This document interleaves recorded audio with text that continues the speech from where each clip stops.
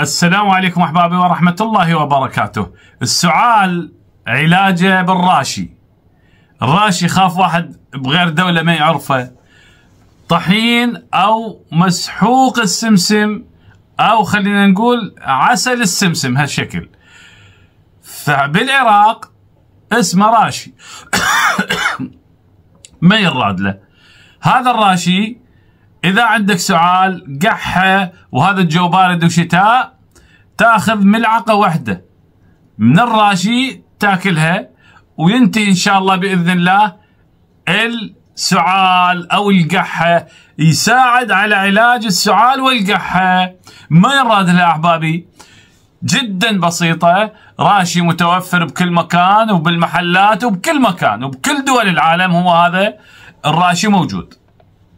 خاشوقة واحدة إن شاء الله صباحا يساعد على شفاء السعال والقحة. بعد عندنا رأي آخر، خلينا نقول للذين يعانون من مرض الكبد، مثلا أمراض الكبد، تصلب، احتقان، يعني عمل الكبد مو صحيح. ناخذ له؟ ناخذ له 4 ألوان من التفاح، 4 تفاحات، تفاحة مثلا صفراء وأخرى حمراء وأخرى خضراء وأخرى بيضاء هالشكل.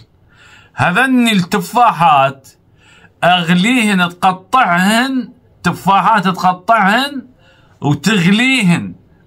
إذا غليتهن راح يصير عندك كأنما مربى أو فد خليط متجانس. بعد شو تسوي؟ تاخذ من عند هذا يوميا صباحا على الريق، تاخذ من عنده ملعقة، يصير مربى بالضبط، يعني كأنما ضاربيه بخلاط، ضاربيه بشي، لا اي نعم، مخلوط. يصير هو من قد الغليان يصير مخلوط. تريد تضربه بخلاط اضربه بخلاط، اي بعد الغلي من تغليد اضربه بخلاط، خاف يبقى بفصوص او فد شيء قوي ممكن ما تقدر تاكله او ما تقدر يعني تشوفه قوي، ما مايع او ما طالع الماده من عنده. اي نعم، حتى تفيد اللي عنده مرض الكبد. كل انواع مرض الكبد، هذا منقوع التفاح او مغلي التفاح ب4 ألوان من التفاح، امراض الكبد يفيده هذا المغلي او المنقوع نسميه. حضره شلون ما تحضره، المهم تغليه، تقطعه وتغليه. جدا بسيطة أحبابي. شافاكم الله وعافاكم، حفظكم الله أنتم وعوائلكم ومن تحبون، والسلام عليكم ورحمة الله وبركاته.